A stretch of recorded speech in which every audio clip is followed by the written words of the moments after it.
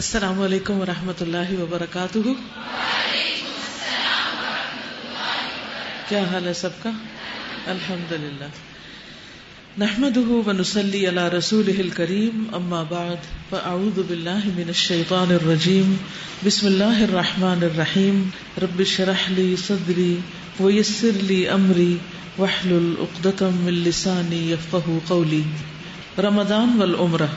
رمضان اور عمرہ، اللہ کے گھر کی زیارت ہم سب کے دل کی تمنا ہے. حج اور عمرے کے لیے ہر مومن کا دل تڑپتا ہے.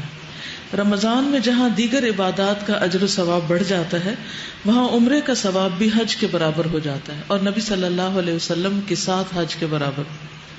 اس کی دلیل ہمیں درج ذیل احادیث سے ملتی ہے.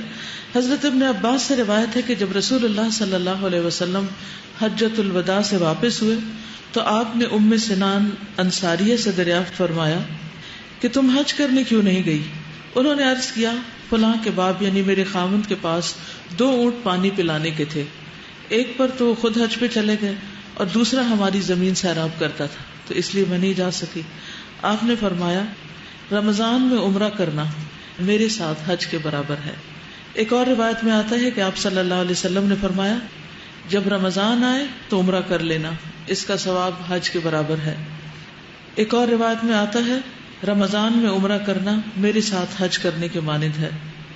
لیکن یہ یاد رہے کہ رمضان میں عمرہ کر کے حج کا فریضہ ساقط نہیں ہوتا. یعنی کوئی شخص یہ سمجھے کہ اس کا حج ہو گیا ہے، حج کا ثواب ملے گا، حج نہیں ہوگا. حج تو اپنے وقت پر ہی ہوتا ہے. الحج اشہر معلومات، حج کے مہینے سب کو معلوم ہے، تو وہ اپنے مقرر مہینوں میں طے شدہ ایام اور قاعدے کے مطابق ہی ہوتا ہے. اس سے بھی یہ پتہ چلتا ہے کہ بذات خود رمضان کا یہ مہینہ جس میں ہم سب ہیں، یہ کس قدر برکتوں والا مہینہ ہے کہ اس میں ہر نیک کام کا اجر بڑھ جاتا ہے. چاہے نماز ہو، روزہ ہو، عمرہ ہو، صدقہ خیرات ہو، قیام ہو، کوئی بھی نیک کام ہو. تو اس لیے ہر نیکی شوق سے کرنی چاہیے. روزہ رکھ کے اگر آپ تھک جائیں یا قیام کر کے تھک جائیں تو دل میں کوئی ملال نہیں آنا چاہیے، پھر بھی شکر ادا کرنا چاہیے کہ اللہ تعالیٰ نے ہمارے گناہوں کے کفارے کا کوئی موقع ہمیں عطا کیا ہے.